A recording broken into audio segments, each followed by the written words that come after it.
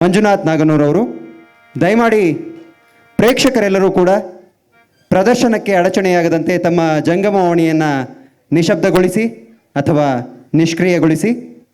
ದಯಮಾಡಿ ಪುಟಾಣಿಗಳನ್ನು ಪೋಷಕರು ತಮ್ಮ ಬಳಿಯಲ್ಲಿಯೇ ಕುಳ್ಳಿರಿಸಿಕೊಳ್ಳಿ. ಪ್ರದರ್ಶನ ಗಜಾನನಂ ಹರ್ನಿಶಂ ಅನೇಕದಂತಂ ಭಕ್ತಾನಾಂ ಏಕದಂತಾಯ ಉಪಾಸ್ಮಹೇ ಏಕದಂತಂ ಉಪಾಸ್ಮಹೇ.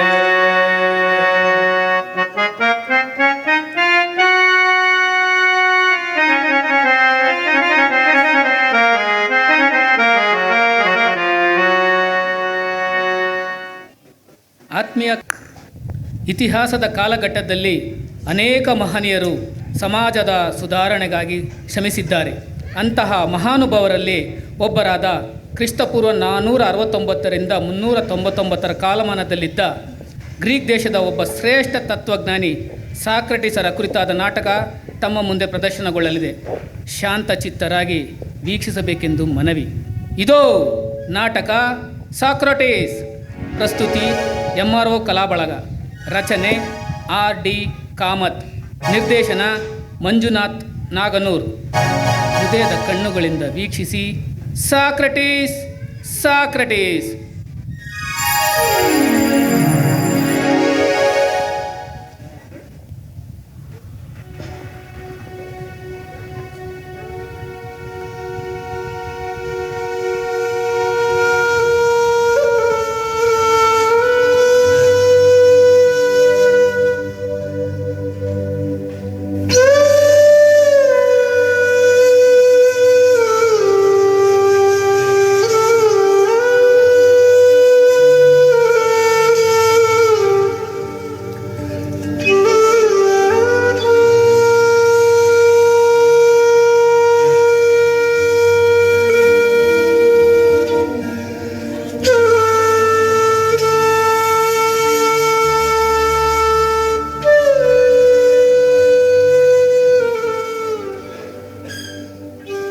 ಹಿಂದೆ ಮರಣದ ದಿನ, ಆದರೂ ಎಷ್ಟು ಶಾಂತ ಚಿತ್ತನಾಗಿ ಪ್ರಾರ್ಥನೆಯಲ್ಲಿ ಮಗ್ನನಾಗಿದ್ದಾನೆ. ದೇವತೆಗೆ ಕಾಣಿಕೆ ತೆಗೆದುಕೊಂಡು ಡಿಲಾಸಿಗೆ ಹೋದ ಹಡಗು ತಿರುಗಿ ಬಂದಿರುವ ವಿಷಯ ಈತನಿಗೆ ತಿಳಿದಿರಲಿಕ್ಕಿಲ್ಲ. ಅಲ್ಲದೆ ಕಾರಾಗೃಹದ ಅಧಿಕಾರಿಗಳಿಗೂ ಈತನು ಬದುಕಬೇಕೆಂಬ ಮನಸ್ಸಿದೆ.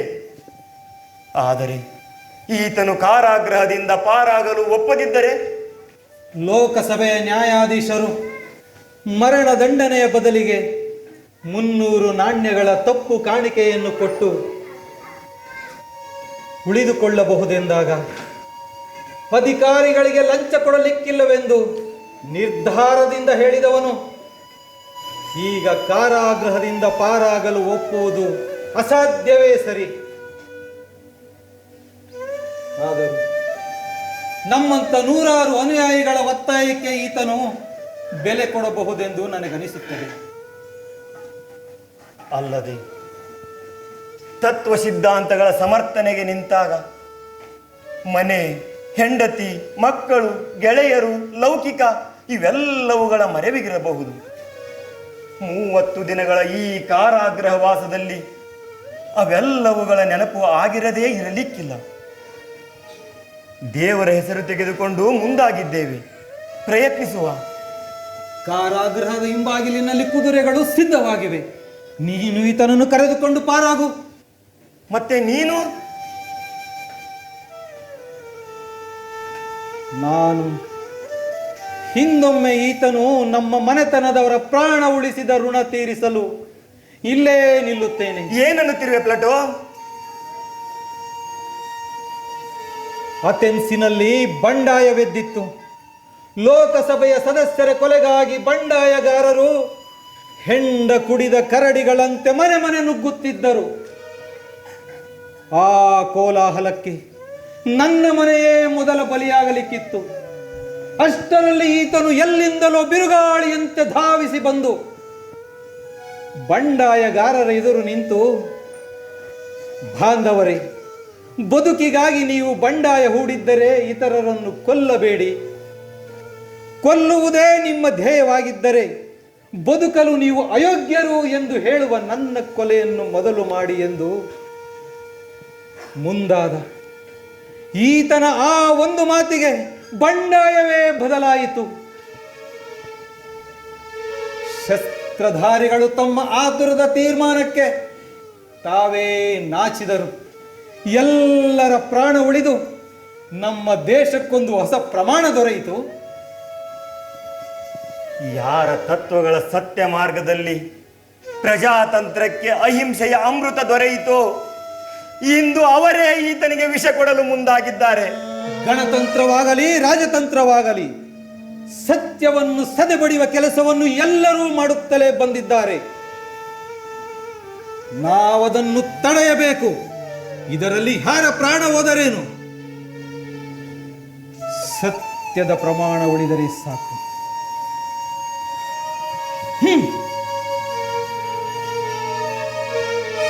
ಸಾಕ್ರೆಟೀಸ್, ಸಾಕ್ರೆಟೀಸ್,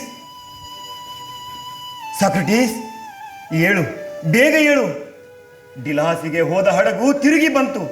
ಪ್ರತಿವಾದಿಗಳು ನಿನ್ನ ಮರಣ ಸಿದ್ಧತೆ ನಡೆಸಿದ್ದಾರೆ. ಸಾಕ್ರೆಟೀಸ್, ನೀನು ಬದುಕಬೇಕು, ನಮಗಾಗಿ ಬದುಕಬೇಕು. Socrates, Socrates.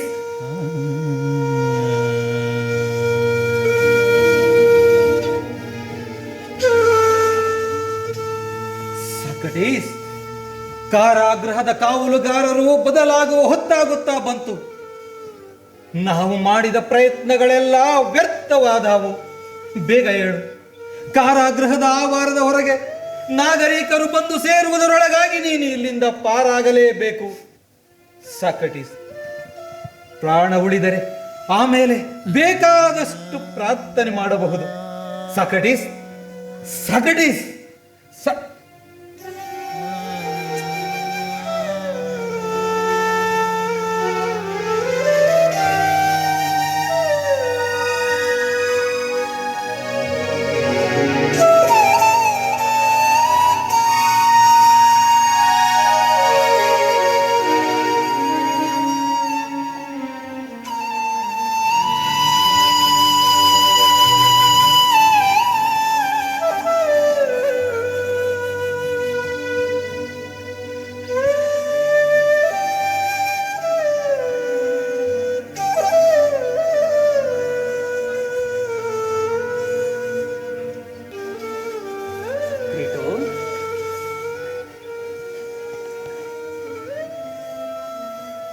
ಪ್ಲಾಟೋ,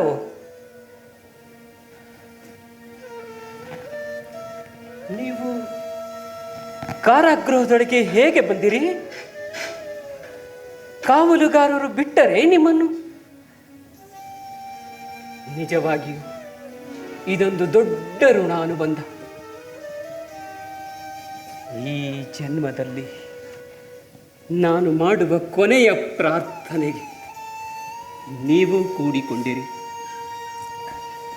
ಮುಂದಿನ ಜನ್ಮಕ್ಕೂ ನನ್ನೊಡನೆ ಸಂಬಂಧ ಮಾಡಿಕೊಡಿ.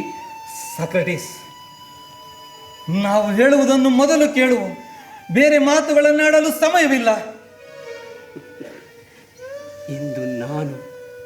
ಇಂದು ನಾನು ಕೊನೆಯ ಮಾತನ್ನಾಡುವ ಕಡೆಯ ದಿನ. ಗೆಳೆಯರೇ, ನಿಮಗೊಂದು ಆನಂದದ ವಾರ್ತೆ ಹೇಳನೆ. ದೇವತೆಗೆ ಕಾಣಿಕೆ ಒಯ್ದ ಹಡಗು ನಿನ್ನೆ ರಾತ್ರಿ ಬಂದು ರಾಜಧಾನಿ ಮುಟ್ಟಿತಂತೆ.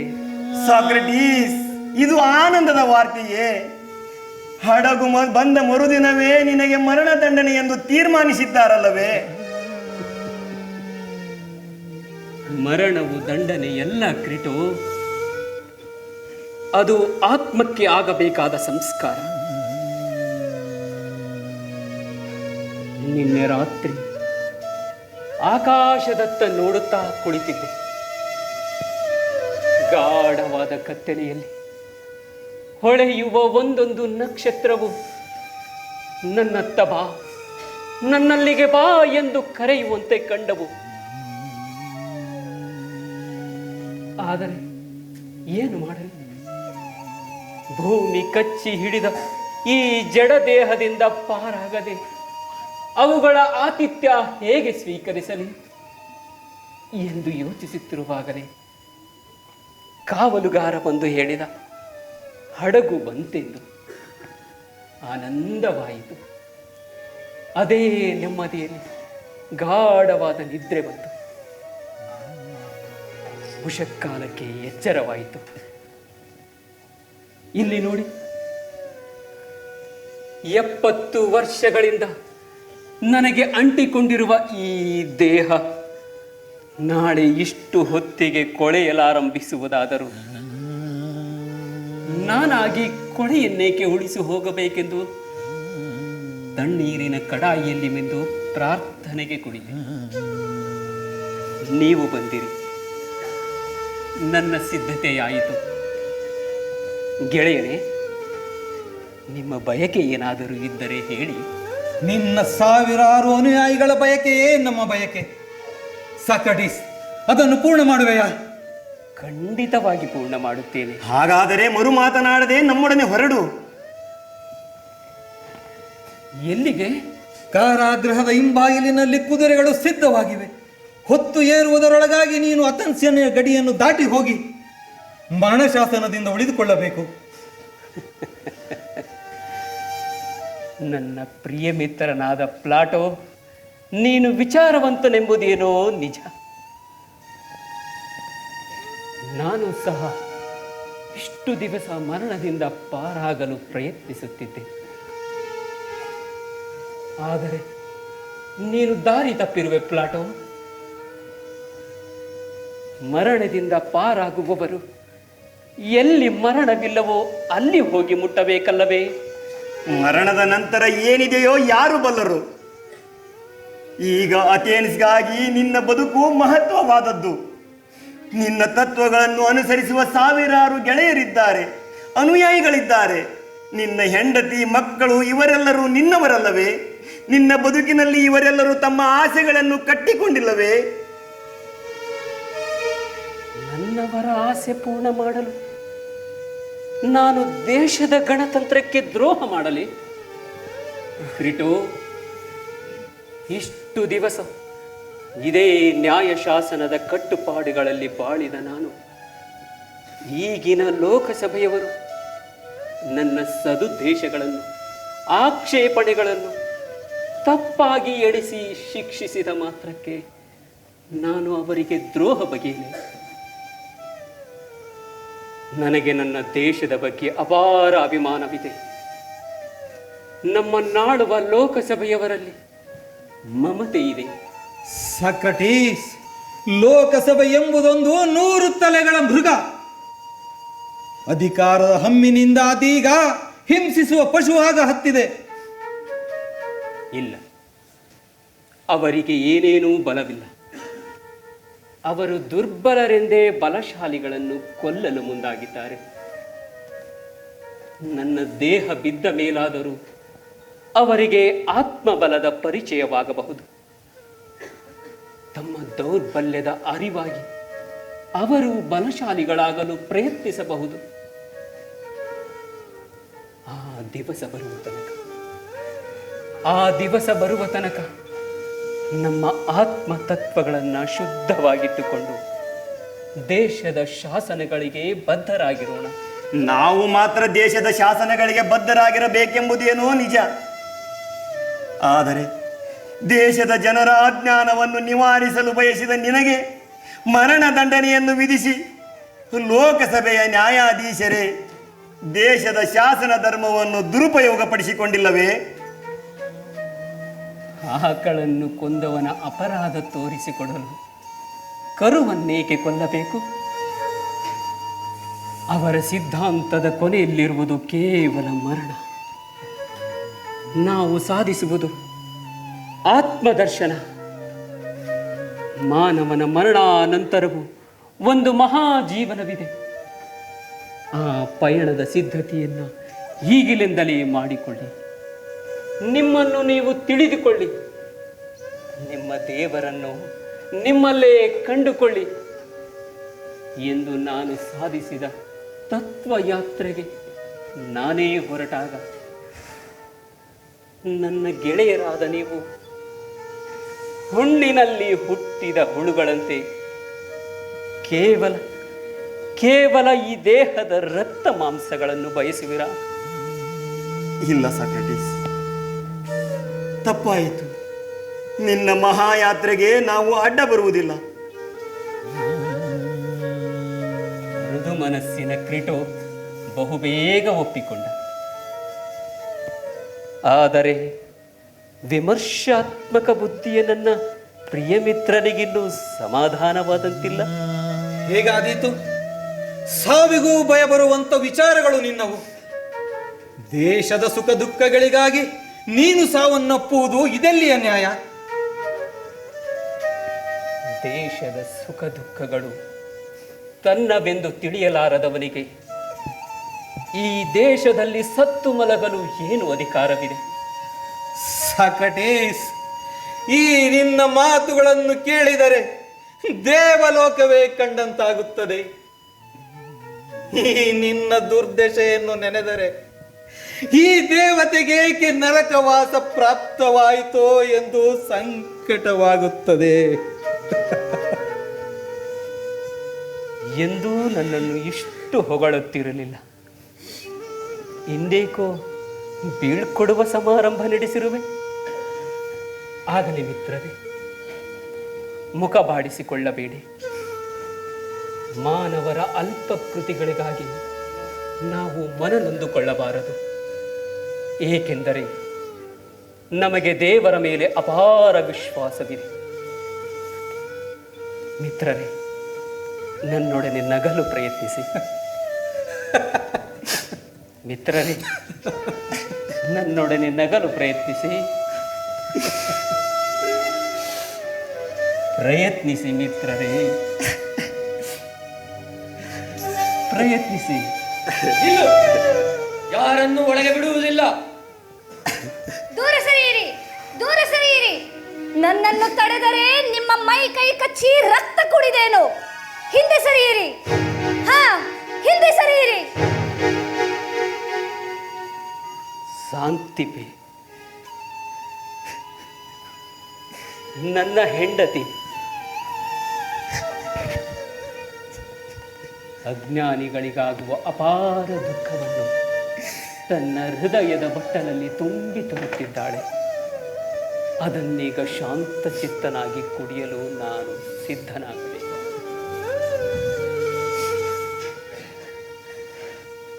ಧಣಿ, ನನ್ನ ದೇವರೇ, ಹೀಗೆ ಕಾಯಿತು ನಿಮ್ಮ ಸ್ಥಿತಿ, ಹೀಗೆ ಕಾಯಿತು. ಶಾಂತಿಪೆ, ನಾನಿಲ್ಲಿ ಸುಖವಾಗಿದ್ದೇನೆ ಕಂಡೆಯ. ನೀವು ಸುಖವಾಗಿದ್ದೀರಿ, ಜೊತೆಗೆ ನಿಮ್ಮ ಶಿಷ್ಯರು ಸುಖವಾಗಿದ್ದಾರೆ. ಆದರೆ ಒಮ್ಮೆ ಒಮ್ಮೆ ಸಹ ಹೆಂಡತಿ ಮಕ್ಕಳ ನೆನಪಾಗಲಿಲ್ಲವಲ್ಲ ನಿಮಗೆ?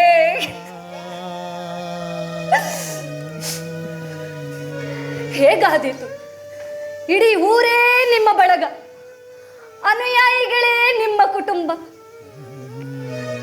ನಾವಂತೂ ಪಾಪಿಗಳು. ಕಂಡಾಗೊಮ್ಮೆ ನಮಗೆ ಅನ್ನ ಕೊಡಿ, ನಮ್ಮನ್ನು ಕಾಪಾಡಿ ಎಂದು ನಿಮ್ಮನ್ನು ಕಾಡುವ ಪ್ರೇತಗಳು, ಪ್ರೇತಗಳು. ಶಾಂತಿಪೆ, ಹಾಗೆನ್ನಬೇಡ. ನೀನು ನನ್ನನ್ನು ಕೊಂಚ ಪ್ರಾಣಗಳೆಂದೆ. ನಾನಾದರೂ ನನ್ನ ದೇಹದೊಡನೆ ನಿನ್ನನ್ನೂ ಕಡೆಗಣಿಸಿದೆ. ಊರಿಗೆ ಬೆಳಕ ತೋರಿಸಲು ತ್ಯಾಗದ ಎಣ್ಣೆಯಲ್ಲಿ ನಾನು ನಿನ್ನನ್ನು ಬತ್ತಿಯಂತೆ ಉರಿಸಿದೆ. ತಪ್ಪಾಯಿತು ಶಾಂತಿಪೆ, ತಪ್ಪಾಯಿತು. ಬೇಡ ದಣಿ, ಹಾಗನ್ನಬೇಡಿ. ನಾನು ಮೂರ್ಖ ಹೆಂಗಸು. ನನ್ನ ಈ ದುರ್ವಿಧಿಗಾಗಿ ತಡೆಯಲಾರದೆ ಬಡಬಡಿಸುತ್ತಿದ್ದೇನಾದರೂ ನಿಮ್ಮ ದೀನವಾಣಿಯನ್ನು ಕೇಳಿ ಸುಮ್ಮನಿರುವಷ್ಟು ಕಠೋರಳಲ್ಲ. ಅಂದು ನ್ಯಾಯಾಲಯಕ್ಕೆ ನಿಮ್ಮನ್ನು ಕರೆಸಿದಾಗ ನನಗನಿಸಿತ್ತು, ಹೆಂಡತಿ ಮಕ್ಕಳ ಪರಿವೇ ಇಲ್ಲದೆ ಊರ ಜನರ ಉದ್ಧಾರಕ್ಕಾಗಿ ಇಷ್ಟು ದುಡಿದ ನಿಮಗೆ ಲೋಕಸಭೆಯವರು ಬಹುಮಾನ ಕೊಟ್ಟು ಗೌರವಿಸಬಹುದೆಂದು. ಕೊನೆಗೆ ಅರ್ಥವಾಯಿತು ನಿಮ್ಮನ್ನು ಕಾರಾಗೃಹಕ್ಕೆ ದಬ್ಬಿದರೆಂದು. ಅದಕ್ಕೂ ಸಮಾಧಾನ ಪಟ್ಟುಕೊಂಡೆ. ತಲೆ ಕೆಟ್ಟು ಬೀದಿ ಬೀದಿ ತಿರುಗುವವರ ಬುದ್ಧಿ ಸರಿ ಮಾಡಲೆಂದೇ ಹೀಗೆ ಮಾಡಿದ್ದಾರೆ. ಇನ್ನು ಮುಂದಾದರೂ ನನ್ನ ಸಂಸಾರ ಹೊಂದಿಕೊಂಡು ಸುಖವಾಗಿರಬಹುದೆಂದು ಆಸೆ ಪಟ್ಟೆ. ಪ್ರತಿದಿನ ಕಾರಾಗೃಹದ ಬಾಗಿಲಲ್ಲಿ ಬಂದು ನಿಂತು ತಲೆ ಬಡಿದುಕೊಂಡೆ. ನಿಷ್ಕರುಣಿಗಳು ಒಳಗೆ ಬಿಡಲೇ ಇಲ್ಲ. ನಿಮ್ಮ ಶಿಷ್ಯರೆಂದು ಯಾರ್ಯಾರೋ ಮನೆಗೆ ಬರುತ್ತಿದ್ದರು. ಪ್ರೇತ ಕಳೆಯ ಮುಖ ಮಾಡಿ ಏನೇನೋ ಸಮಾಧಾನ ಹೇಳುತ್ತಿದ್ದರು. ಕೊನೆಯ ತನಕ ಒಬ್ಬರಾದರೂ ಬಾಯಿ ಬಿಟ್ಟು ಸತ್ಯ ಸಂಗತಿಗಳನ್ನು ಹೇಳಲೇ ಇಲ್ಲ. ಎಲ್ಲರೂ ವಂಚಿಸಿದರು. ನನ್ನನ್ನು ಎಲ್ಲರೂ ವಂಚಿಸಿದರು. ನೀವು ಸಹ. ಇಲ್ಲ ಸಾಂತಿಪೆ, ನಾನು ಎಂದೆಂದೂ ನಿನ್ನನ್ನು ವಂಚಿಸಿಲ್ಲ. ಇಲ್ಲ, ವಂಚಿಸಿಲ್ಲ.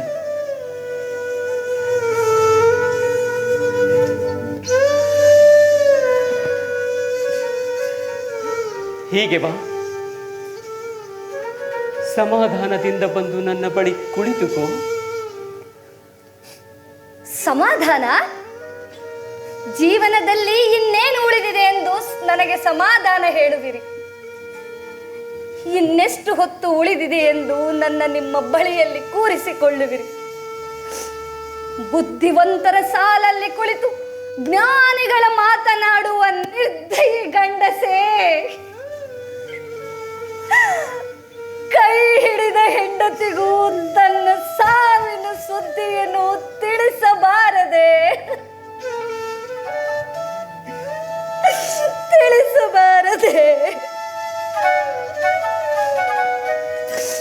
ತಾಯಿ, ನಾವು ಈತನನ್ನು ಬದುಕಿಸುವ ಪ್ರಯತ್ನದಲ್ಲಿದ್ದೆವು,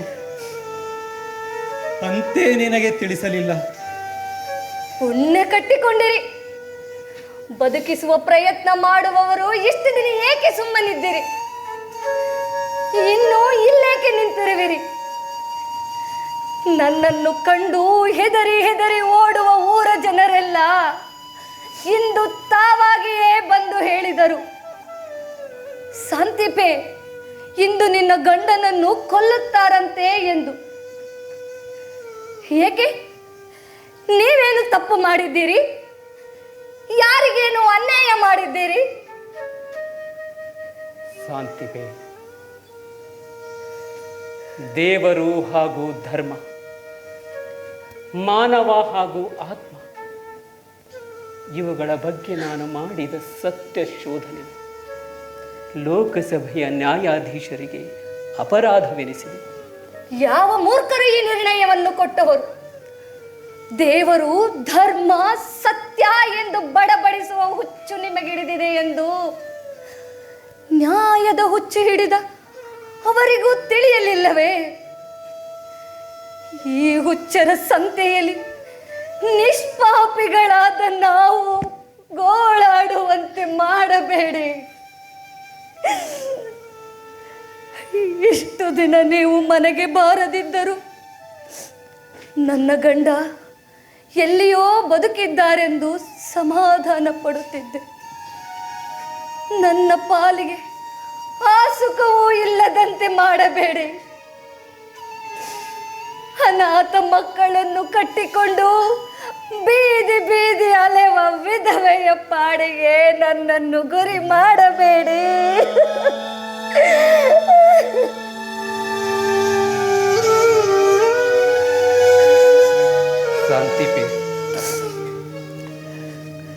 ಹಾಗೆಂದೂ ಆಗಲಾರದು. ಜೀವವಿತ್ತ ದೇವರ ಮೇಲೆ ವಿಶ್ವಾಸ ಬಿಟ್ಟರೆ ನಮ್ಮ ಮಕ್ಕಳು ಅನಾಥರಾಗುವುದಿಲ್ಲ. ಅಲ್ಲದೆ ನೀನು ವಿಧವೆಯಾಗುವೆ ಎಂದು ಮನನೊಂದುಕೊಳ್ಳಬೇಡ. ತ್ಯಾಗದೊಡನಾಗುವ ನಿನ್ನ ಹೊಸ ಮದುವೆ ಕಂಡು ಜನರು ನಿನಗೆ ಕೈ ಮುಗಿಯುತ್ತಾರೆ. ಯಾರು? ಜನರು? ಜೀವಂತ ದೇವರನ್ನು ಕೊಂದು ಕಲ್ಲಿಗೆ ಕೈ ಮುಗಿಯುವ ಜನರು? ಈ ನಿಮ್ಮ ಹುಚ್ಚಿನ ಆಸ್ತಿಯನ್ನಷ್ಟೇ ನನಗೆ ಬಿಟ್ಟು ಹೋಗಬೇಡಿ.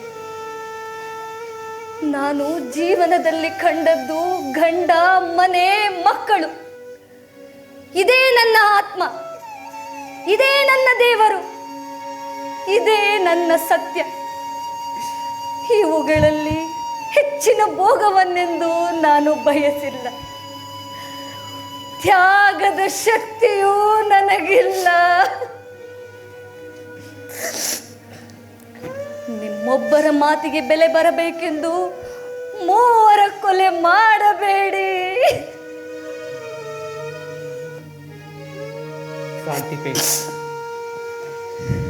ಶಾಂತಿಪೇ, ಇಂದಿನ ತನಕ ನಾನು ನಿನಗೆ ಬೈದಿಲ್ಲ, ನಿಂದಿಸಿಲ್ಲ, ಯಾವತ್ತೂ ನಿನ್ನ ಮನ ನೋಯಿಸಿಲ್ಲ. ಆದರೆ ಇಂದು ಮಾತ್ರ ಅವೆಲ್ಲ ಶಿಕ್ಷೆಗಳನ್ನು ಒಮ್ಮೆಗೆ ಕೊಡುತ್ತಿದ್ದೆ. ಕೇವಲ ಈ ದೇಹಕ್ಕಾಗಿ ಮೋಹ ಪಡಬೇಡ. ಸತ್ಯದ ಹಾದಿಯಲ್ಲಿ ಕಣ್ಣೀರು ಚೆಲ್ಲಬೇಡ. ವ್ಯಕ್ತಿ ಎಷ್ಟೇ ದೊಡ್ಡವನಾದರೂ ಆತನು ಅಲ್ಪಾಯು. ತತ್ವ ಎಷ್ಟೇ ಸಣ್ಣದಾದರೂ ಅದು ಚಿರಾಯು. ಆ ಚಿರಾಯು ಪದವಿ ಮುಟ್ಟುವುದಕ್ಕಾಗಿ ನಿಮ್ಮೆಲ್ಲರ ಋಣಾನುಬಂಧವನ್ನು ದಾಟಿ ಹೊರಟಿದ್ದೇನೆ.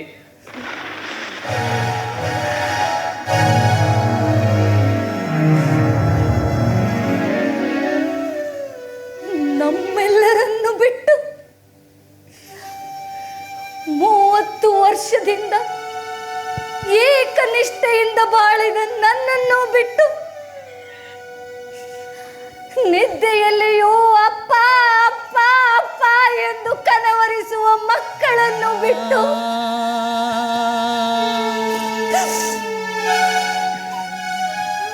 ಅಬ್ಬಾ, ಅದೆಂತ ಕಠೋರ ಮನಸ್ಸು ನಿಮ್ಮದು. ಇದ್ದ ಮನೆಗೆ ಬೆಂಕಿ ಹಚ್ಚಿ ಊರಿಗೆ ಬೆಳಕು ನೀಡಲು ಹೊರಟಿದ್ದಾರೆ ಮಹಾಜ್ಞಾನಿಗಳು. ನಮ್ಮೊಪ್ಪಿಗೆ ಇಲ್ಲದೆ ನಿಮ್ಮನ್ನು ಸಾಯಲು ಬಿಡುವವರು ಯಾರು? ನಾನು ನಿಮ್ಮನ್ನು ಬದುಕಿಸುತ್ತೇನೆ. ನೀವೇಕೆ ತಲೆ ತಗ್ಗಿಸಿ ನಿಂತಿರುವಿರಿ? ನನಗೇನಾದರೂ ಸಹಾಯ ಮಾಡಿ. ಇವರು ಬದುಕಬೇಕೆಂದು ನಿಮಗೂ ಮನಸ್ಸಿದೆ ಅಲ್ಲವೇ? ಹೌದು ತಾಯಿ, ಬೇಕಾದಷ್ಟು ಪ್ರಯತ್ನ ಮಾಡಿದೆವು, ಆದರೆ ಅದಕ್ಕೆ ಈತನೇ ಒಪ್ಪುತ್ತಿಲ್ಲ. ಇವರಿಗೆ ಬುದ್ಧಿ ಇಲ್ಲ. ವೈದ್ಯರನ್ನು ಕರೆಯಲು ಹುಚ್ಚರನ್ನೇಕೆ ಕೇಳಬೇಕು? ನಾನು ಆ ನ್ಯಾಯಾಧೀಶರಲ್ಲೇ ಹೋಗಿ ಬೇಡಿಕೊಳ್ಳುತ್ತೇನೆ. ಇವರನ್ನು ಕೊಂದು ಅವರಿಗೇನು ಸಿಗಬಲ್ಲದು? ಹೌದು ತಾಯಿ, 11 ಜನ ಮುಖ್ಯ ನ್ಯಾಯಾಧೀಶರಲ್ಲಿ ಈತನ ಸಾವನ್ನು ಹೆಚ್ಚಿನವರು ಬಯಸುವುದಿಲ್ಲ. ಅವರು ಹೇಳುವುದಿಷ್ಟೇ, ಸಾಕ್ರಟೀಸನ ತತ್ವಗಳು ಸೋಲಲೇಬೇಕು, ಈತನ ತತ್ವಗಳನ್ನು ಸದೆ ಬಡಿಯಲೇಬೇಕು ಎಂದು. ತಾಯಿ, ಈ ರೀತಿ ಸತ್ಯದ ಕೊಲೆಯಾಗುವುದನ್ನು ನಾವು ಸಹಿಸುವುದೆಂತೋ? ಗುರುವಿನಂತೆ ಶಿಷ್ಯ, ನಿನಗೂ ಹುಚ್ಚು. ಆ ನ್ಯಾಯಾಧೀಶರಿಗಂತೂ ಹುಚ್ಚರನ್ನು ಕೊಲ್ಲುವ ಹುಚ್ಚು. ಈ ಗೊಂದಲದಲ್ಲಿ ನಾನು ಮಾತ್ರ ಬುದ್ಧಿ ಕಳೆದುಕೊಳ್ಳಲಾರೆ. ಯಾವ ನ್ಯಾಯಾಧೀಶರೇ ಆಗಲಿ, ಅವರು ಹೆಂಡತಿ ಮಕ್ಕಳಿದ್ದವರು. ನನ್ನ ದುಃಖ ತಿಳಿದಾರು. ಅವರ ಕಾಲಡಿ ಉರುಳಾಡಿ ಹಣೆ ಹಣೆ ಬಡಿದುಕೊಂಡು ನಾನಿವರನ್ನು ಬದುಕಿಸುತ್ತೇನೆ. ಕೇಳಿಸಿತೆ? ಒಮ್ಮೆ ನನ್ನತ್ತ ನೋಡಿ. ನೀವು ಬದುಕಿದ್ದರೆ ನಮ್ಮೆಲ್ಲರ ಬದುಕು, ಇಲ್ಲವಾದರೆ ಏನಿದೆ? ಜೀವವಿದ್ದು ಸತ್ತ ಹೆಣಗಳಾಗುತ್ತೇವೆ. ಜೀವವಿದ್ದು ಸತ್ತ ಹೆಣಗಳಾಗುತ್ತೇವೆ.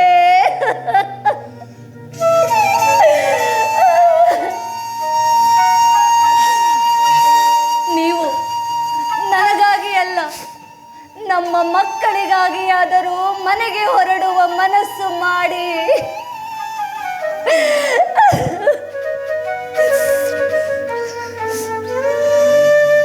ನಿಮ್ಮನ್ನು ಕರೆದೊಯ್ಯಲು ನಾನೀಗ ಬರುತ್ತೇನೆ.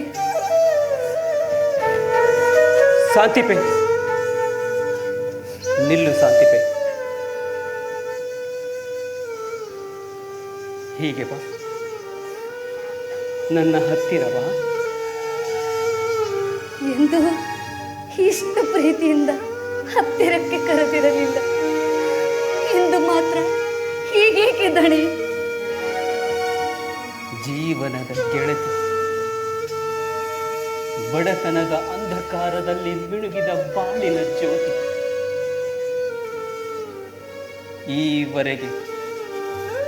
ಈವರೆಗೆ ನನ್ನಿಂದಾದ ಅಪರಾಧಗಳನ್ನೆಲ್ಲ ಕ್ಷಮಿಸು. ಅಯ್ಯೋ ಬೇಡ ದಣಿ, ಹಾಗನ್ನಬೇಡಿ. ಮಲ್ಲಿಗೆ ಹೂವಿನಂತ ನಿಮ್ಮ ಮನಸ್ಸನ್ನು ಯಾವಾಗಲೂ ನನ್ನ ಮುಳ್ಳಿನ ನಾಲಿಗೆಯಿಂದ ನೋಯಿಸಿದ್ದೇನೆ. ಎಂದು ನಿಮ್ಮ ಬೆಲೆ ನನಗೆ ತಿಳಿಯಿತು. ಇನ್ನೆಂದೂ ನಿಮ್ಮನ್ನು ಪೀಡಿಸುವುದಿಲ್ಲ, ಇನ್ನೆಂದೂ ನಿಮ್ಮನ್ನು ಪೀಡಿಸುವುದಿಲ್ಲ. ಬರುತ್ತೇನೆ, ನಿಮ್ಮನ್ನು ಕರೆದೊಯ್ಯಲು ಮಕ್ಕಳನ್ನೀಗ ಕರೆತರುತ್ತೇನೆ. ಖಂಡಿತವಾಗಿಯೂ ಬರುತ್ತೇನೆ ಧಣಿ, ನಿಮ್ಮ ಆಣೆಯಾಗಿಯೂ ಬರುತ್ತೇನೆ.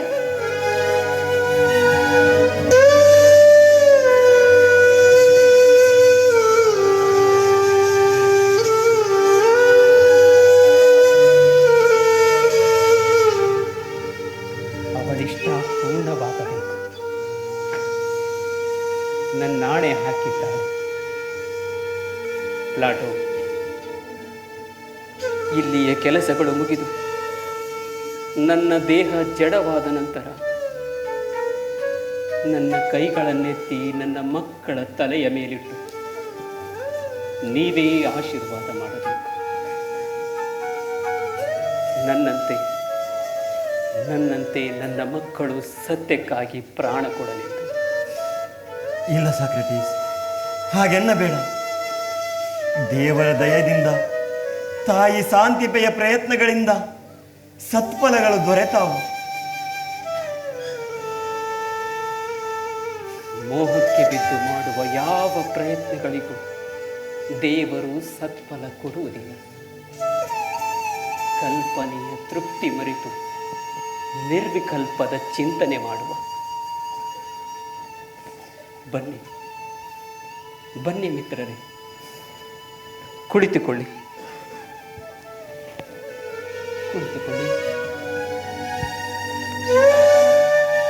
ಉಳಿದ ಸ್ವಲ್ಪ ಸಮಯವನ್ನು ವ್ಯರ್ಥಾಲಾಪದಲ್ಲಿ ಕಳೆಯುವುದಕ್ಕಿಂತ ಆತ್ಮವಿಮೋಚನೆಗಾಗಿ ವಿವೇಕ ತಾಳುವ. ಪ್ಲಾಟೋ, ನೀನು ನನ್ನ ಉತ್ತರಾಧಿಕಾರಿ. ಈಗ ನೀನು ನಿರುತ್ತರನಾಗಬೇಡ.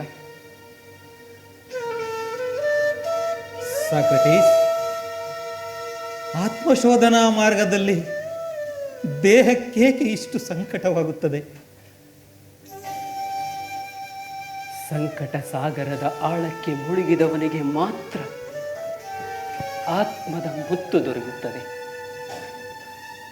ದಂಡೆಯಲ್ಲಿ ಕುಳಿತು ಕೂಗುವವನಿಗೆ ದೊರೆಯುವುದು ದೇಹವೆಂಬ ಬರಿಯ ಚಿಪ್ಪು. ಸಾಕ್ರೆಟೀಸ್, ಜೀವಮಾನದಲ್ಲಿ ಆತ್ಮ ದೇಹಗಳ ಸಂಬಂಧ ಯಾವುದು? ಒಂದು ಅಗೋಚರ, ಮತ್ತೊಂದು ಗೋಚರ. ಅದು ಹೇಗೆ? ವಾದ್ಯಗಳು, ತಂತಿಗಳು ಗೋಚರ ವಸ್ತುಗಳಾಗಿದ್ದರು ಅವುಗಳನ್ನು ಮುಟ್ಟಿದ ಕ್ಷಣ ಅವುಗಳಿಂದ ಹೊರಡುವ ಸ್ವರವು ಅಗೋಚರವಲ್ಲವೇ? ಅದರಂತೆ ಆತ್ಮವು ದೇಹವಾದ್ಯದಲ್ಲಿ ಅಡಗಿರುವ ಧ್ವನಿ ಸತ್ಯ ಸಾಧನೆಯಿಂದ ಲಭಿಸುವ ದೈವವಾಣಿ. ಮರಣದಲ್ಲಿ ಆ ವಾಣಿ ಎಲ್ಲಿ ಅಡಗಿರುತ್ತದೆ? ಪ್ರಾಣಿ ಪ್ರಪಂಚದ ಗ್ರಹಣ ಶಕ್ತಿಯಿಂದ ಮುಕ್ತವಾಗಿ ವಿಶ್ವದ ಮಹಾಶಕ್ತಿಯ ಅಲೆಗಳಲ್ಲಿ ಅದು ಸೇರಿಕೊಳ್ಳುತ್ತದೆ. ಆ ಅಲೆಗಳು ಹೇಗಿವೆ? ನಾವದನ್ನು ಕಾಣಬಲ್ಲೆವೆ? ಗರ್ಭಕೋಶದಲ್ಲಿರುವಾಗಲೇ ಶಿಶುಗಳಿಗೆ ಎದೆಬಡಿತ ಹುಟ್ಟಿಸುವ ಆ ಶಕ್ತಿ, ಭೂಮಿಯನ್ನು ಸಮತೂಕದಲ್ಲಿ ಧಾರಣ ಮಾಡಿ ಹಗಲು ರಾತ್ರಿಗಳಲ್ಲಿ ಹೊರಳಾಡಿಸುವ ಆ ಶಕ್ತಿ, ಪಾಪ ಪುಣ್ಯಗಳಿಗೆ ಅನುರೂಪವಾದ ಯೋನಿಗಳಲ್ಲಿ ಪ್ರಾಣಿ ಕೋಟಿಗಳಿಗೆ ಜನ್ಮ ಕೊಡುವ ಆ ಶಕ್ತಿಯ ಅರಿವು ನಮಗಾಗದೆ ಏನು? ಸಾಕ್ರೆಟೀಸ್, ಈ ನಿನ್ನ ತತ್ವಗಳನ್ನು ಬರೆದಿಟ್ಟಿದ್ದರೆ ಅನೇಕ ಮಹಾಗ್ರಂಥಗಳಾಗುತ್ತಿದ್ದವು. ಹಾಗೆ ಮಾಡದೆ ಹೊರಟಿರುವೆ. ಇದೇ ನಮ್ಮ ದುರ್ದೈವ. ನಿಮ್ಮಂಥ ಸಾವಿರಾರು ತರುಣರ ಹೃದಯಗಳೇ ನನ್ನ ಗ್ರಂಥಗಳು. ಅವುಗಳನ್ನು ಓದಬೇಕೆಂದಿಲ್ಲ, ಅವು ತಾವಾಗಿಯೇ ನುಡಿಯುತ್ತವೆ, ನುಡಿದಷ್ಟು ಬೆಳೆಯುತ್ತವೆ. ಇದಿಷ್ಟು ಸಾಲದೆ ಮೆಲಾಟಸ್, ಇದು ಅನ್ಯಾಯ, ಅನ್ಯಾಯ. ಸಾಕ್ರೆಟಿಸನ್ನು ಉಳಿಯಬೇಕು, ಆತನ ಕೊಲೆ ಮಾಡಬೇಡಿ. ಮೆಲಾಟಸ್, ಹಿಂತಿರುಗಿ, ಹಿಂತಿರುಗಿ. ಸಾಕ್ರೆಟೀಸ್, ಮರಣ ಶಾಸನ ತೆಗೆದುಕೊಂಡು ಮೆಲಿಟಸ್ ಬಂದೇ ಬಿಟ್ಟನು.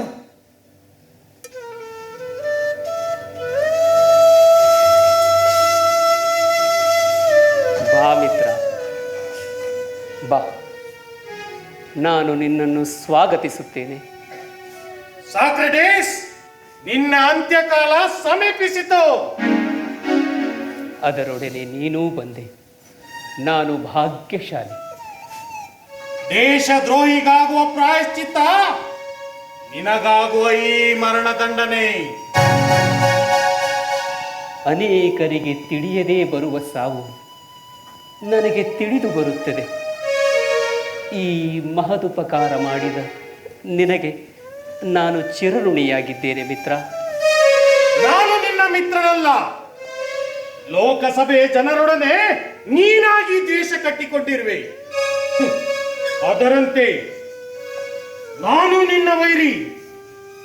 ನೀನು ವೈರಿಯೇ ಆದರೂ ನನಗೆ ಪೂಜ್ಯನೇ. ಏಕೆಂದರೆ ವೈರಿಗಳೇ ಇರಲಾರದವನಿಗೆ ಸುದೈವವೂ ಇರುವುದಿಲ್ಲ. ಸುದೈವ? ನಿನ್ನ ಸುದೈವದ ಕಾಣಿಕೆಯಾದ ಈ ಮರಣ ಶಾಸನವನ್ನು ಓದಿ ಹೇಳಲೇ? ಅದನ್ನು ಕಾರಾಗೃಹದ ಅಧಿಕಾರಿಗಳಿಗೆ ಓದಿ ಹೇಳು. ಅದು ಅವರಿಗೆ ತಿಳಿದರೆ ಸಾಕು. ಸಾಕ್ರೆಟೀಸ್, ಸಾರಿ ಸಾರಿ ಹೇಳುತ್ತಿದ್ದೇನೆ, ನಿನ್ನ ತತ್ವಗಳ ಸೋಲನ್ನು ಒಪ್ಪಿಕೋ.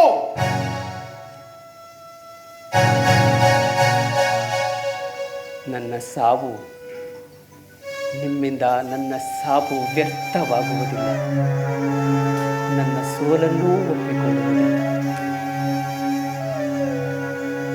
ಸಾಕ್ರೆಟೀಸ್, ಇನ್ನಾದರೂ ನಿನ್ನ ಸೋಲನ್ನು ಒಪ್ಪಿಕೋ. ನಾನು ನಿನ್ನನ್ನು ಬದುಕಿಸಬಲ್ಲೆ.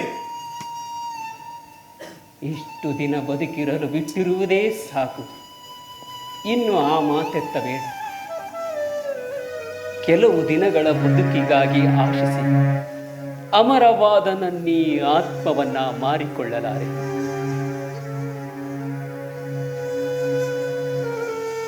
ಆತ್ಮ ಆತ್ಮ, ಈ ನಿನ್ನ ಪೊಳ್ಳು ಹರಟೆಯನ್ನು ತತ್ವಜ್ಞಾನವೆಂದು ನಂಬುವವನು ನಾನಲ್ಲ. ನಿಜ,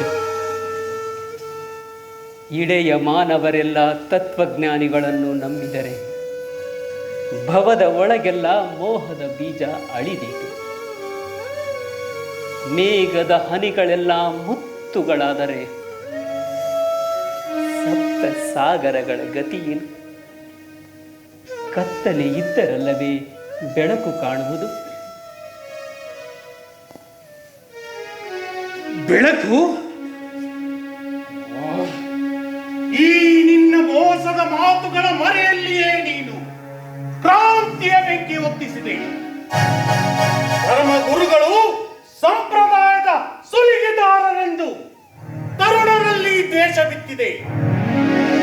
ದೇವಾಲಯಗಳು ಲಾಭ ಬಡುಕರ ಅಂಗಡಿಗಳೆಂದು ಪುಣ್ಯರನ್ನು ಹುರಿದುಂಬಿಸಿದೆ. ಇದೆಲ್ಲವೂ ಸಾಲದೆಂದು ರಾಜ್ಯದ ಅಧಿಕಾರಿಗಳು ಲಂಚ ಗೋಳಿಗಳೆಂದು ಅಥೆನ್ಸ್ನ ಗಣತಂತ್ರವನ್ನೇ ಬುಡಮೇಲು ಮಾಡುವ ಭಯಾನಕ ವಿಪ್ಲವ ಹೂಡಿದೆ.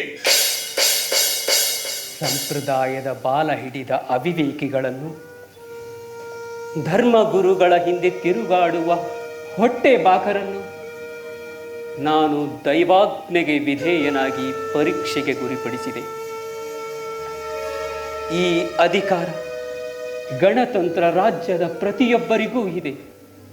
ನಿರ್ಭಯವಾಗಿ ವಿಮರ್ಶಿಸುವುದು, ನಿರ್ವಂಚನೆಯಿಂದ ಮಾತನಾಡುವುದು ಇದೇ ರಾಷ್ಟ್ರೀಯ ಧರ್ಮ, ಇದೇ ಪ್ರಜಾಧರ್ಮದ ಮೂಲ. ಮೆಲಿಟಸ್, ಕತ್ತೆ ಕುದುರೆಗಳನ್ನು ಸಹ ಅವುಗಳ ಬಲ, ವೇಗ, ವಯಸ್ಸು, ಸ್ವಭಾವಗಳನ್ನು ವಿಮರ್ಶಿಸಿ ಗ್ರಹಿಸುತ್ತೇವೆ.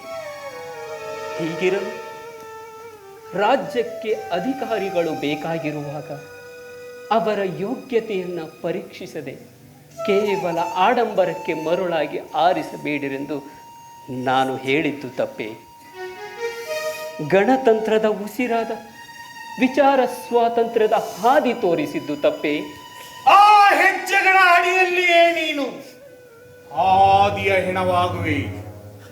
ನೂತನ ಅಭಿಪ್ರಾಯಗಳಿಗೆ ಭೀತಿಗೊಂಡವರು ಕೇವಲ ಇದೊಂದೇ ಶರೀರಕ್ಕೆ ಅಂಟಿಕೊಳ್ಳುತ್ತಾರೆ. ಅಂಜಿಕೆ ಇಲ್ಲದ ನನಗೆ ಧರಿಸಲು ಅನೇಕ ಶರೀರಗಳಿವೆ. ಸಾಕ್ರೆಟಿಸ್, ಕೊನೆಗೂ ನೀನು ನಿನ್ನ ಸೋಲನ್ನು ಒಪ್ಪುವುದಿಲ್ಲ. ನಿನ್ನ ಮರಣ ನಿವಾರಣೆಯನ್ನು ಬಯಸುವುದಿಲ್ಲ. ನನ್ನ ಮರಣ ನಿವಾರಣೆಗಿಂತ ನಿನ್ನ ಅಜ್ಞಾನ ನಿವಾರಣೆಯೇ ಬಲು ಕಷ್ಟ. ಮಿಲಿಟಸ್, ಹಾಗಾದರೆ ಸಿದ್ಧನಾಗು.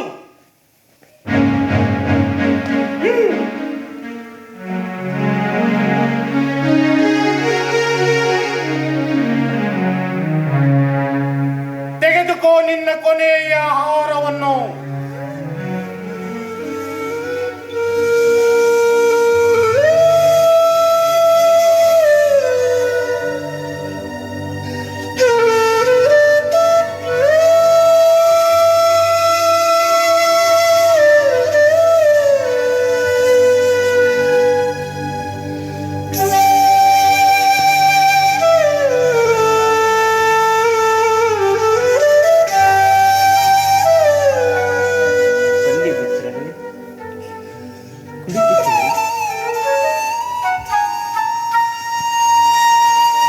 ಕೊನೆಯ ಆಹಾರವಾದರೂ ಇದು ನನ್ನ ದೇಶದ ಅನ್ನ, ಈಗಿದು ಚಿನ್ನ. ಇಷ್ಟು ದಿನ ಸಿಕ್ಕಷ್ಟು ನಾನೊಬ್ಬನೇ ಹೊಟ್ಟೆ ತುಂಬಿಸಿಕೊಳ್ಳುತ್ತಿದ್ದೆ. ಇಂದು ಮಾತ್ರ ನಿಮ್ಮ ಜೊತೆ ಹಂಚಿ ಉಣಬೇಕೆಂದಿದ್ದೇನೆ. ಸಾಕ್ರೆಟೀಸ್, ಈ ಸ್ಥಿತಿಯಲ್ಲಿ ತುತ್ತುಗಳು ಗಂಟಲಲ್ಲಿ ಇಳಿಯಬಲ್ಲದೆ? ಇವು ಬರೀ ತುತ್ತುಗಳಲ್ಲ, ಋಣಾನುಬಂಧದ ಸ್ವತ್ತುಗಳು.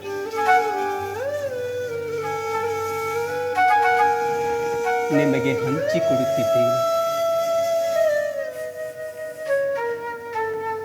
ಇದರ ನೆನಪಿಟ್ಟುಕೊಳ್ಳಿ.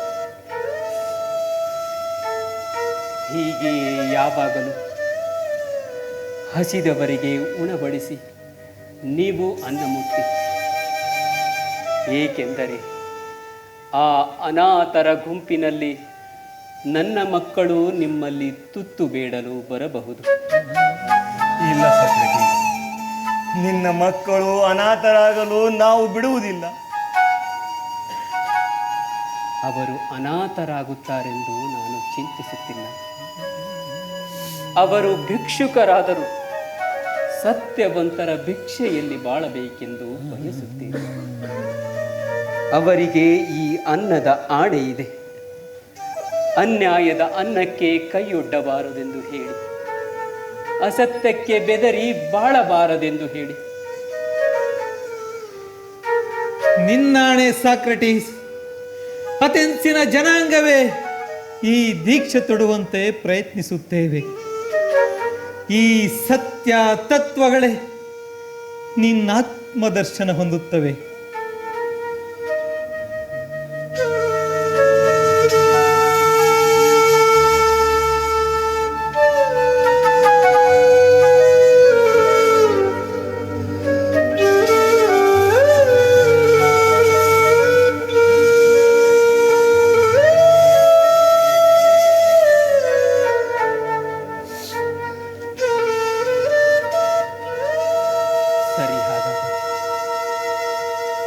ಗೆಳೆಯ ಕಾದಿದ್ದಾರೆ. ಇನ್ನು ಇಲ್ಲಿಯ ಮಾತು ಮುಗಿಸಿ ಅಲ್ಲಿ ಒಂದಾಗೋಣ. ನಾನು ಮುಂದಾಗಿ ಹೋಗುತ್ತೇನೆ.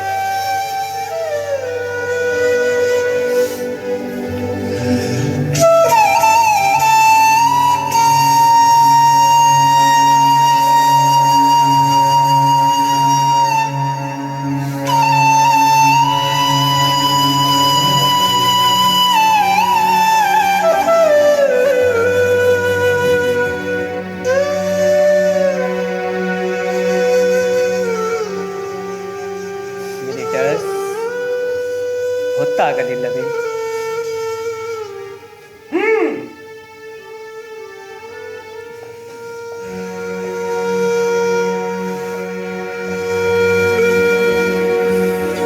ತೆಗೆದುಕೋ, ಮರಣದಂಡನೆ ಆದ ಕೈದಿಗೆ ರೂಢಿಯಂತೆ ಕೊಡುವ ಕೊನೆಯ ವಸ್ತ್ರ.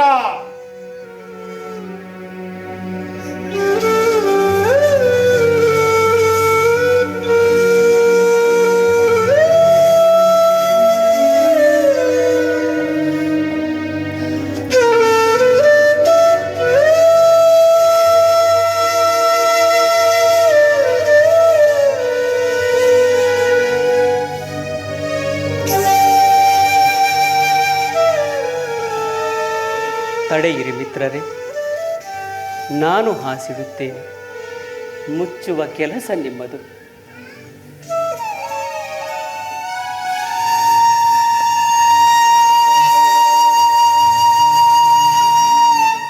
ದೇಶ ಧರ್ಮ ಹಾಗೂ ದೈವದ್ರೋಹಿಯಾದ ಸಾಕ್ರೆಟಿಸನಿಗೆ ಅಥೆನ್ಸ್ನ 500 ನ್ಯಾಯಾಧೀಶರು ಹೆಮ್ಲಾಕ್ ಎಂಬ ವಿಷದ ಬಳ್ಳಿಯ ರಸ ಕುಡಿಸಿ ಕೊಲ್ಲಿಸಬೇಕೆಂದು ತೀರ್ಪು ಕೊಟ್ಟಿದ್ದಾರೆ.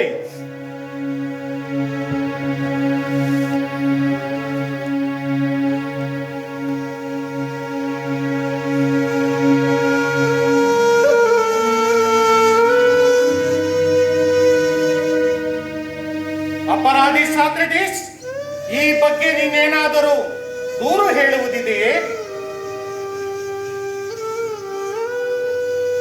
ಸತ್ಯಾನ್ವೇಷಣೆಯ ಮಾರ್ಗದಲ್ಲಿ ಆತ್ಮದರ್ಶನಕ್ಕೆ ಅವಕಾಶ ಮಾಡಿಕೊಟ್ಟ ಆ ನ್ಯಾಯಮೂರ್ತಿಗಳಿಗೆ ನನ್ನ ಕೊನೆಯ ವಂದನೆಗಳನ್ನು ಅರ್ಪಿಸುತ್ತೇನೆ.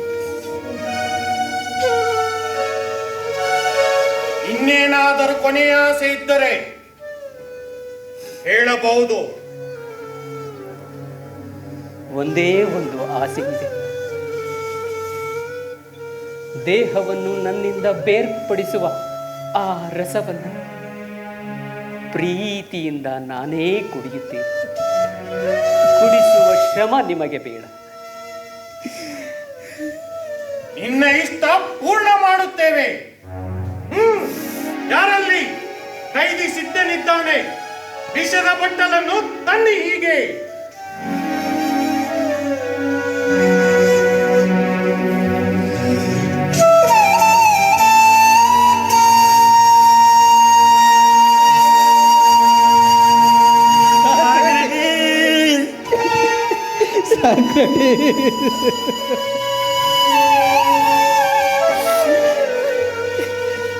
ಮಿತ್ರರೇ, ದೇವರು ನನ್ನನ್ನು ಎತ್ತಿಕೊಳ್ಳಲು ಬರುವಾಗ ಆತನ ಹಾದಿಯಲ್ಲಿ ಆಭಾಸದ ಮುಳ್ಳುಗಳನ್ನು ಹರಡುವಿರ. ಅಳುಮೋರೆಯಿಂದ ಆತನನ್ನು ಸ್ವಾಗತಿಸುವಿರ. ಸಲ್ಲದು ಸಲ್ಲದು. ನಗುವಿನ ಬೆಳಕನ್ನು ಬೀರಿ ಆತ್ಮವಿಶ್ವಾಸದ ಹೂ ತೋರಿ. ಮಿತ್ರರೇ, ಮರಣವೇ ಮುಕ್ತಿಯ ದಾರಿ.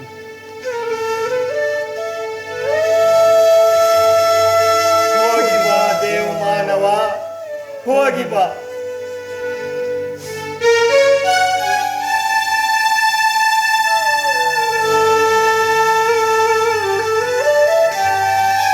ಅಪರಾಧಿಯೇ, ಶಿಕ್ಷೆ ಅನುಭವಿಸಲು ಸಿದ್ಧನಾಗು.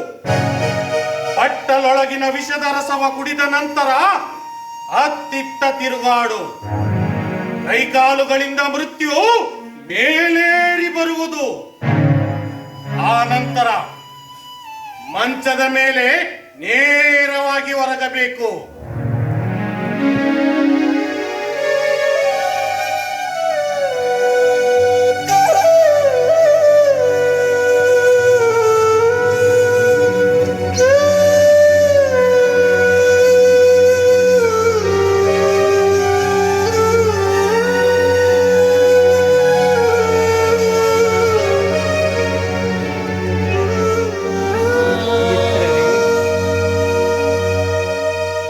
ನಾವಿನ್ನು ಹೊರಡೋಣವೇ?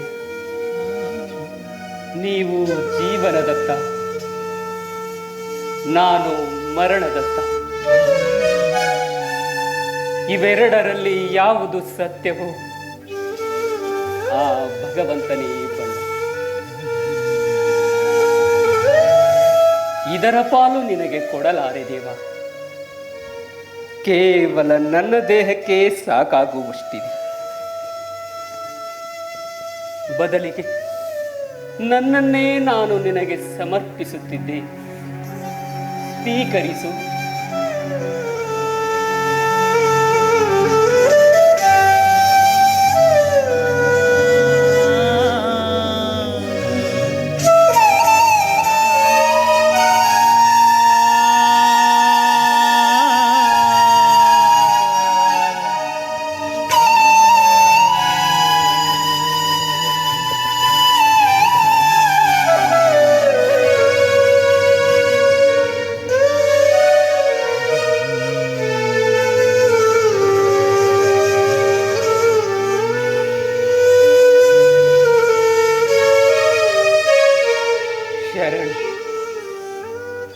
ಶರಣು ನಿನಗೆ ಭಗವಂತ, ಶರಣು. ಜನನ ಮರಣದಾತ,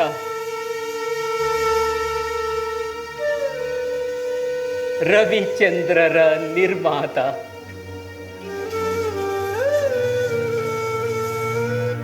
ಮಣ್ಣು ಕೊಂಬೆಗಳನ್ನಾಡಿಸುವೆ ಅನಂತ ಅನಂತ.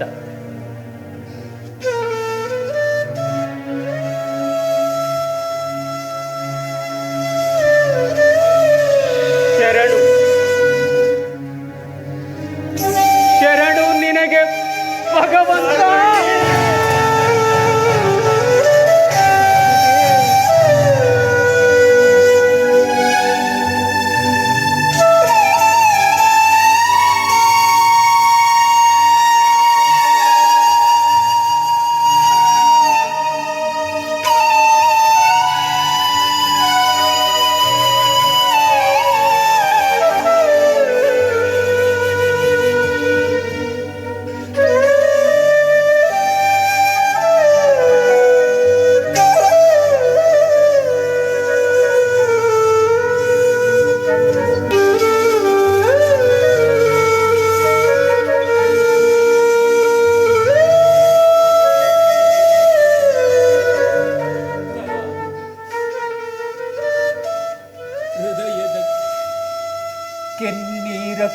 ಕೊಳದಲ್ಲಿ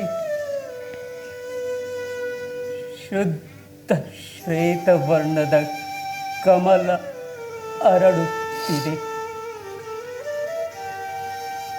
ಕಮಲ ಅರಳುತ್ತಿದೆ. ಮಿತ್ರರೇ, ಡಿಲಾಸಿನ ದೇವತೆಗೆ ಒಂದು ನಾಣ್ಯದ ಸಾಲ ಉಳಿದಿದೆ.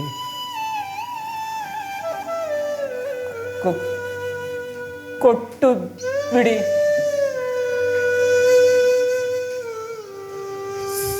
ಸಾಕ್ರೆಟೀಸ್, ಇನ್ನೇನಾದರೂ ಹೇಳುವುದಿದೆ?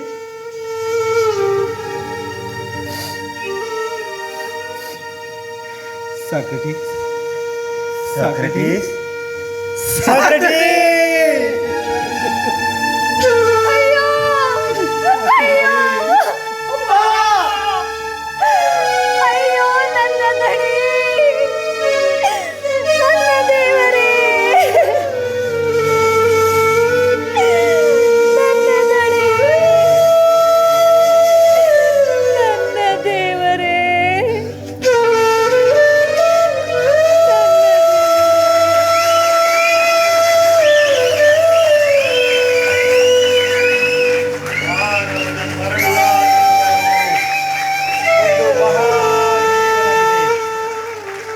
ಅದರ ಸಿದ್ಧತೆಯನ್ನು ಈಗಿನಿಂದಲೇ ಮಾಡಿಕೊಳ್ಳಿ. ನಿಮ್ಮ ದೇವರನ್ನು ನಿಮ್ಮಲ್ಲೇ ಕಂಡುಕೊಳ್ಳಿ.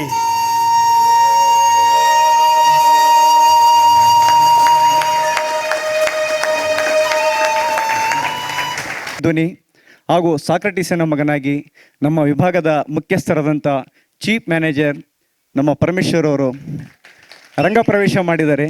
ಇವತ್ತಿನ ದಿನಗಳಲ್ಲಿ ನಾಟಕ ನಾವು ಒಳಗಡೆ ಅಭ್ಯಾಸ ಮಾಡೋದೇ ಕಷ್ಟ. ಅದರಲ್ಲೂ ಕೂಡ ಆಫೀಸರ್ಗಳಲ್ಲಿ ತುಂಬ ಕುತೂಹಲವಿದೆ, ರಂಗಭೂಮಿಯ ಆಸಕ್ತಿ ಇದೆ, ಕನ್ನಡ ಅಭಿಮಾನವಿದೆ ಅನ್ನೋದಕ್ಕೆ ಇವರು ಸಾಕ್ಷಿಯಾಗಿದ್ದಾರೆ. ಜೋರಾದ ಚಪ್ಪಾಳೆ ಅವರಿಗಿರಲಿ. ಹಾಗೂ ಸಂಗೀತ ಬಳಗದಲ್ಲಿ ಶ್ರೀ ನಾಗಯ್ಯ ಹಿರೇಮಠ್ ಕ್ಯಾಸಿಯೋ ಅವರು ಕೂಡ ವೇದಿಕೆ ಮೇಲೆ ಬರಬೇಕು. ಹಾಗೂ ಹಿನ್ನೆಲೆ ಗಾಯನದಲ್ಲಿ ಶ್ರೀ ಸಂತೋಷ್ ಉಲಗೆಜ್ಜೆ ಚಪ್ಪಾಳೆ ಇರಲಿ. ಹಾಗೂ ವೀರೇಂದ್ರ ಬೆಳ್ಳಿಕೆಟ್ಟಿಯವರು ಅವರು ಮೇಲೆ ಬರೋಕ್ಕಾಗೋದಿಲ್ಲ, ಅಲ್ಲಿಗೆ ಅವರಿಗೆ ಚಪ್ಪಾಳೆಯ ಒಂದು ಸ್ವಾಗತವಿರಲಿ.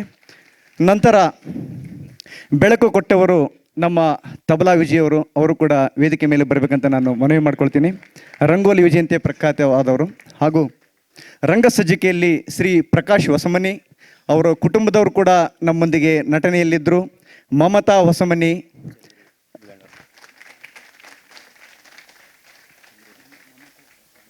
ಶಾಂತಿಪೆ ಪಾತ್ರದಲ್ಲಿ ಶ್ರೀಮತಿ ಮಮತಾ ಪ್ರಕಾಶ್ ಹೊಸಮನಿ.